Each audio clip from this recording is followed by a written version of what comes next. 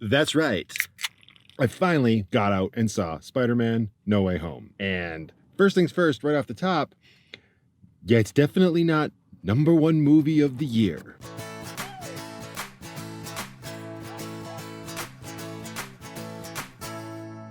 Okay, so with that being said, that does not mean that the movie is bad. It was actually incredible. And if you haven't seen it, don't worry. The way I'm going to structure this right now is for the first minute or so, I will do a completely spoiler-free, quick review of it, give it a score, and then I'll give you a minute to click away, because then I'm going to start talking about spoilers. Because the thing with this movie is you can't really talk about anything without spoiling it, which is both a good and a bad thing. It just kind of makes it difficult to talk about. But at this point, the movie's been out for 2 months, and anybody who is going to see it has probably seen it. I'm going to assume most people know what this movie is about, and that's kind of also where I have issue with this movie just as a movie. Spider-Man No Way Home is the third Tom Holland Spider-Man movie, and it's really not meant for anybody except those that have seen the other 2 movies, that have seen the other MCU movies, and yes, have seen the previous Spider-Man movies, because as we know from the trailers, we've got a whole bunch of villains showing up from like the Tobey Maguire and Andrew Garfield movies. They show up because Spider-Man is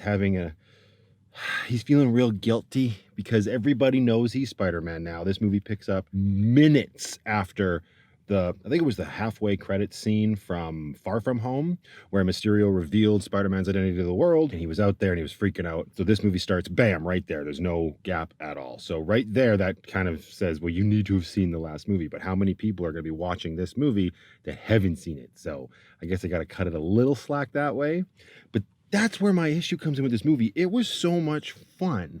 It was so well done. The movie is your stereotypical superhero movie. It's your stereotypical Disney movie. It's got all the flair and spectacle that you could want from one of these movies. But it also has, at its core, a really good story about friends who are facing going off to college and just dealing with their regular lives. And that's something that all of these Tom Holland Spider-Man movies have been really good at. Although the first 2, I feel, they were just kind of like regular superhero movies. They were regular MCU movies. Here, with No Way Home, we've got really solid story and really solid performances from people I wasn't expecting these sorts of performances from. So the main gist is that everybody knows who Spider-Man is, and now he and everyone who is close to him is sort of feeling the fallout from that, because you've got people divided down the middle. Some people think he's a hero. Other people side with Mysterio and think that he murdered Mysterio. Gee, people divided. Who would have thought this movie would do good in this day and age? I mean, I guess give that person a raise, but also I'm kind of getting sick and tired of watching movies like this. So, feeling as guilty as he does, Peter goes and finds Doctor Strange and asks him to cast a spell to make everybody forget who he is, or at least forget that he's Spider-Man.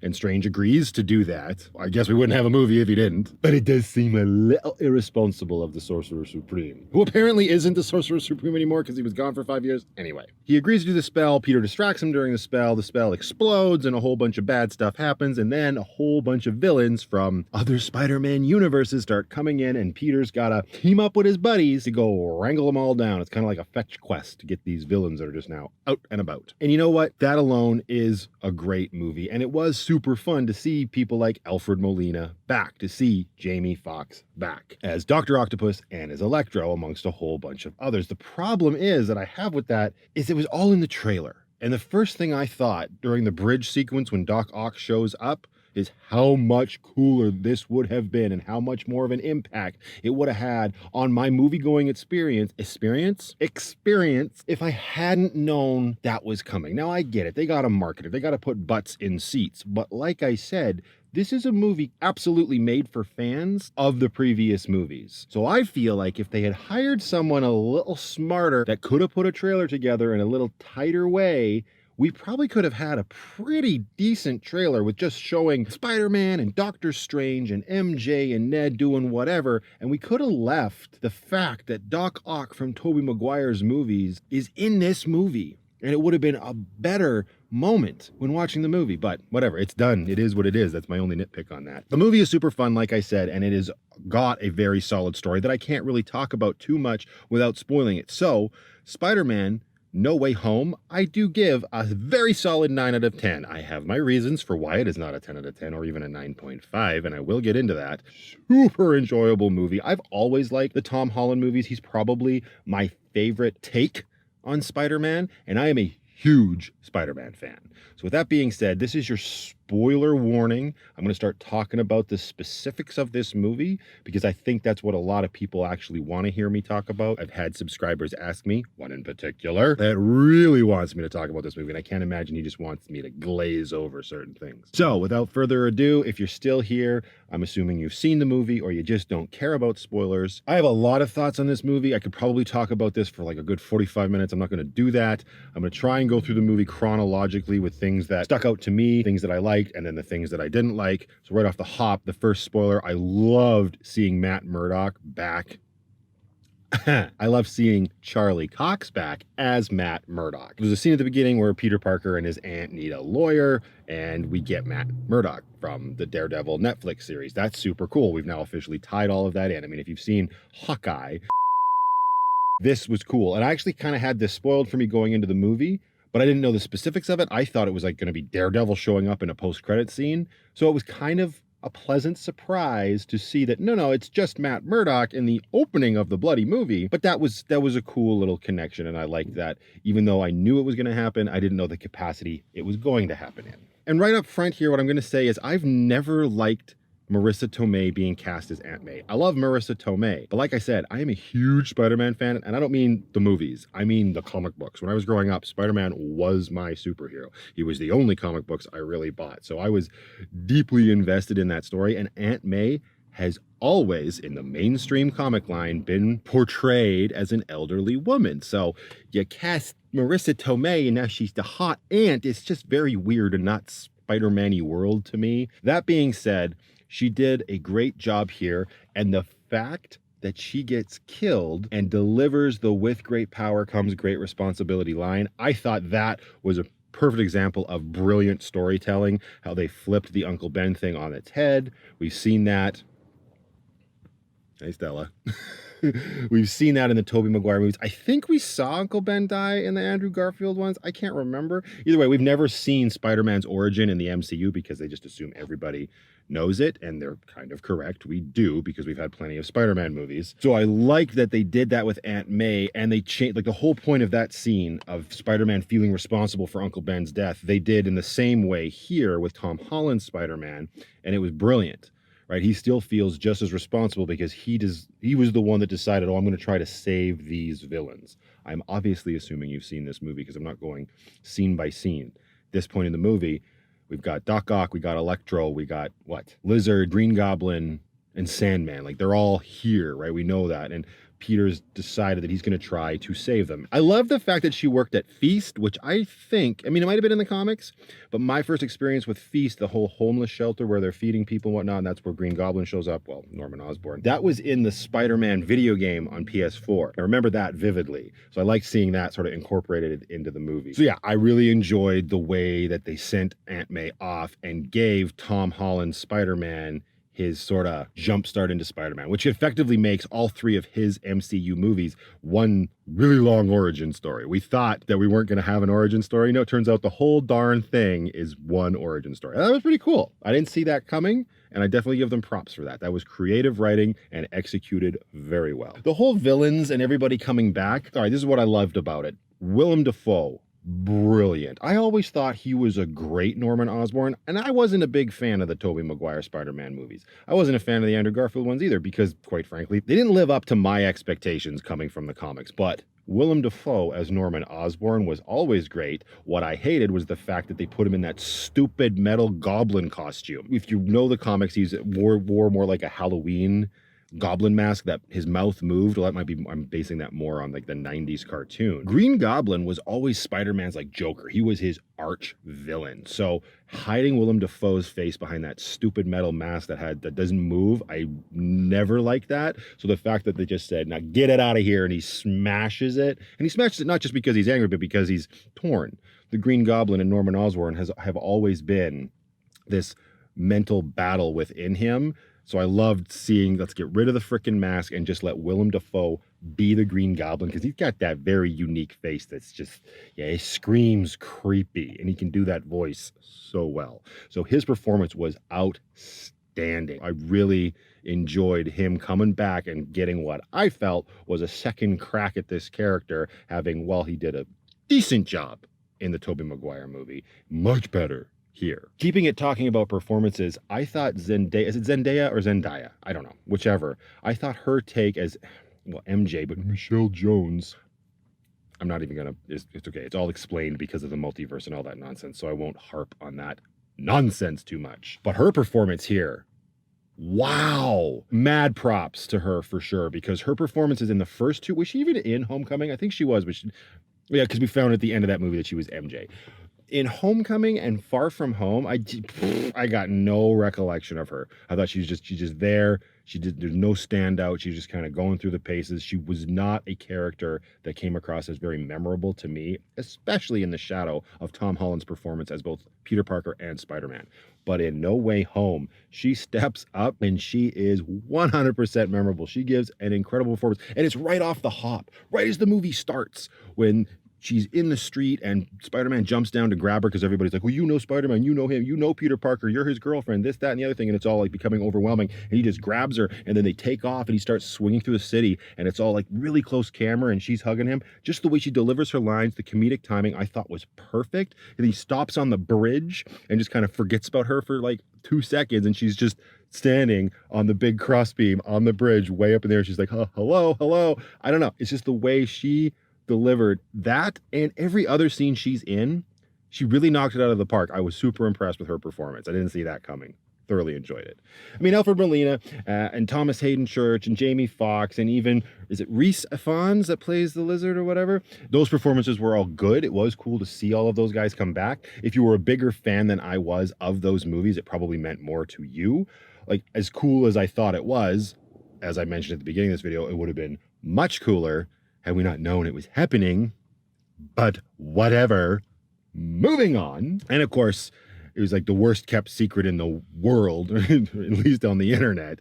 Yeah, Tobey Maguire and Andrew Garfield show up as Spider-Mans from their universes. I mean, it was cool. There were moments during, I like the fact that they didn't just show up for the final battle. I like that they were actual supporting characters, and they helped move the plot along, and they had a decent chunk of screen time to interact and help us get to know them and have them sort of wrap their brains around what was going on. I mean, I kind of felt that happened a little quick. You know, Andrew Garfield's like, oh, there's magic in this universe. And MJ and Ned are just like, yeah, there's magic here. And he's just like, oh, okay. All right, we're just going to take that at face value, but we got to move this plot along. This bloody movie's already 2.5 hours. I do take a little bit of issue with Andrew Garfield. I mean, I never really liked his take on Spider-Man. He was his Peter Parker. He had a skateboard, and he was this cool kid. Are you kidding me? Absolutely not. That's not who Peter Parker was. He was a good Spider-Man, though. But when he shows up here, he takes his mask off and he runs into the living room because, here's another thing. Ned, hang on. Put a pin in that. Ned's making portals now. He just knows how to do that. He's got Doctor Strange's ring, and he can just and make a portal. Come on. Doctor Strange had to go through so much more to be able to do that himself. He basically sent himself to the ends of the earth and back to learn how to do that. But no, Ned can just make them. I guess we're just writing off the fact that he's ever going to become the Hobgoblin. Okay, then. Just give him magic portal power. Sure, bud. I don't like plot conveniences, and there's a few more of them that I'll get to. But when Andrew Garfield shows up, he looked weird with his mask off, and the way that whole scene played out, where MJ was like, stick to the ceiling, crawl across the ceiling, go dust the corner. I mean, it was funny for a moment, but at the same time, it kind of gave me this uneasy feeling like something was off about it. And I don't know exactly what it was. He just looked a little awkward. Maybe it's because he's older now. I'm not sure. But then, of course, Tobey Maguire shows up as well. Again, he's much older now. And he comes into the living room through the portal. And at this point, I'm now sort of realizing as I'm watching the movie, oh, this is like something that could have been lifted straight from the page of a comic book. That's how that scene ended up feeling to me. You know, I could see the little chat bubbles coming out of everybody and the way that the scenes would be drawn and positioned and everything. And so by the end of it, that scene where they show up, I thought was pretty cool. And of course, they show up at just the right moment. This is when Peter's sort of reeling, our Peter, Tom Holland, he's sort of reeling from the death of Aunt May, and then they show up. And I guess, you know, it was nice to see MJ and Ned show up first and sort of give him his hug and comfort him. But then MJ's just like, there's people here. And the way it plays out where the three Spider-Man sort of start bonding over the fact that they have all suffered similar loss, right? Tobey Maguire lost Uncle Ben, Andrew Garfield lost Gwen Stacy, and now Tom Holland has lost Marissa Tomei. That was interesting. I know losing Gwen was a huge thing for him, which I'll jump ahead. That was really cool that he was the one that caught Michelle Jones. This is very confusing. He's the one that caught her when she falls at the end and sort of redeems himself, gets that moment of redemption. Just the fact that he sort of swells up after catching her. I thought that, again, just was beautiful storytelling. They really did these characters justice, as opposed to just bringing them in for the final fight. That was cool. The final fight with them all in their Spider-Man gear is a double-edged sword for me. There were great shots, like where they're all swinging in the moonlight and stuff and coming around on the Statue of Liberty, which I cannot believe there was a Captain America shield on the Statue of Liberty. That was just ridiculous. As cool as it was, and as, like, not iconic, but amazing shots that there were with them, it also was very confusing. I was having a heck of a time telling them apart the way that scene was lit. It was pretty easy to tell which one Tom was, because he had like the gold spider or the bigger spider in a suit. But Andrew and Toby, I don't know, I gotta watch this movie again, which I will. But that scene, yeah, it was a little hard to keep track of them, that's for darn sure. And it was nice to see that really emotional anger come up from Tom Holland when he was like clearly and obviously devastated by the fact that Norman Osborn was the one that killed his aunt. So you could see it in his performance so well. He just wanted to kill this goblin, kill this goblin, kill this villain, kill this man for murdering his aunt. That was great. That whole like fight scene on the shield, I would have liked it better had they not had so many up close shaky cam shots. But I don't know, maybe it's because Willem Dafoe's old and they had to like sell it more. But when the camera zoomed out and showed the fight from a static angle and wider view, that was great. I don't know why they had to do those Jason Bourne fights with these two. And he was about to kill him with his glider there, and Toby comes in and stops him. Again, that was a great scene. Seeing like, I guess like the first Spider-Man helping the newest Spider-Man come to a realization of what it means to actually be a hero. Because it's said a couple times throughout this movie. That's why Doctor Strange agrees to cast the spell in the first place, is because he says, I keep forgetting that you're just a kid, right? And it's kind of true. By the end of this movie, I don't know that Tom Holland's so much just a kid, you know, in terms of this character of Spider-Man. Obviously, he goes through a great arc here and sacrifices a whole bunch of stuff. I'll get there in a minute. But that scene where Toby stops him from killing him and then Andrew throws him the stuff, the formula to save or cure Norman Osborn. That was great. That whole scene was fantastic. I'm running out of like, I'm running out of adjectives to use here. It was all good. Like, I really did enjoy this movie. But now here are my problems. Like, there's far too many plot conveniences here. I talked about Ned and his portals, and that's just, okay, fine, I guess we'll just accept that. But that scene where Toby stops Tom from murdering Norman Osborn, then he ends up getting stabbed in the back by the Goblin. Where was his spider sense? It's not a spider, it doesn't just switch off, okay? That's nonsense. You can't just choose when this spider sense works. And it's not because he was distracted holding the glider. That's not the way Spider-Man spider sense works. It doesn't matter in the end, because again, Tobey Maguire getting stabbed leads to nothing, and he's completely fine. So that was just to get a rise out of us thinking that maybe they'll kill a Spider-Man off, the one Spider-Man that probably had zero chance of ever coming back again, because come on, Tobey Maguire's getting up there. I hate that. Do not take liberties with the abilities of these superheroes. It's nonsense. Another thing that I will point out too that I really freaking hated is the whole idea is that like the only reason these villains are coming through from the multiverse, and it's said multiple times, is that they are villains that know who Spider-Man is. They know that he's Peter Parker. And that's great. That plays into everything else that's going on with the rest of our world, the MCU world, finding out who Spider-Man is. Electro didn't know who Spider-Man was. Right there. Right? Like, find another villain or change your freaking plot device. That's ridiculous. It's just like, it's one of those attention to detail things that someone who's really passionate about Spider-Man notices. A lot of people, we just kind of forgive it. I mean, it's not like it ruined the movie for me, but yeah, if you're going to pigeonhole all of these villains into that reasoning, then all the villains better fit. Otherwise, it's just distracting for somebody like me, you know? And of course, I have to forgive the fact that this is just because Peter's so upset that his friends can't get into college because they know who he is. That's why this all kicks off. I mean, there's an issue right there. I mean, he's a kid, so of course he's going to feel bad. I get that. But the fact that Doctor Strange just agrees to do it based on the fact that, oh, you're a kid. No, I'm a parent. Don't just do it because the kid is making your heart bleed. You know, like we could have avoided a whole bunch of nonsense. Oh no, MJ and Ned couldn't have gone to college. Go change your names. Like, I don't know. It was all very odd. The ending, I liked that it was sort of taking hints from the One More Day, Brand New Day storyline from the comic books, where Spider-Man gives up his marriage at that point to Mary Jane, and makes the deal with Mephisto in order to bring Aunt May back to life. Now, I'm glad they didn't bring Aunt May back to life, because that is what makes Tom Holland's Peter Parker Spider-Man, as far as I'm concerned. You can't reverse that moment in his life. That is his turning point to know that it's time to be a superhero, which is weird to say because it's not like he ever acted like he wasn't a superhero. You know what I mean? But I didn't like the way it just sort of was a blanket statement. Like, you had physical things change because the world found out who Spider-Man was. Frickin' Flash wrote a book. There were news reports, which means that there's like hard drives filled with footage. So when Strange casts that spell, you're telling me it's not just a forget spell, it's a literally alter the physical universe spell. And like, what is it, the entire universe, or was it just Earth? Like, Captain Marvel, is she gonna know who Spider-Man is still, because she's off planet? Same with like Nick Fury, he's up hanging out with the Skrulls. Is he gonna forget who Peter Parker was? I don't know. It left it a little open-ended. I know I just needed to tie it up. I liked the scene in the cafe with him and MJ at the end, where he didn't like push the envelope too much. The thing at the graveyard with Happy was really nice and bittersweet too. Yeah, I don't know. I don't know how else they could have done it, because I get it. They wanted a blank slate going forward with this character, which yes, is probably the best.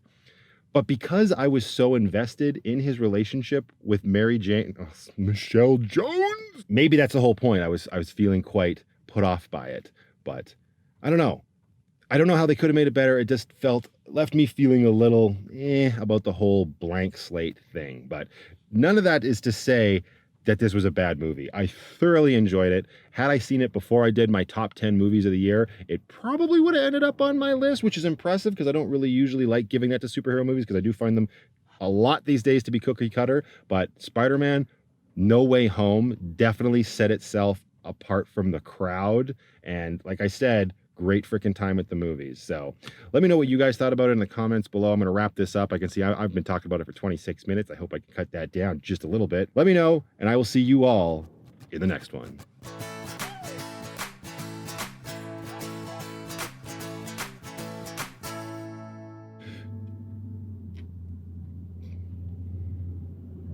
Truck's taking forever to go by.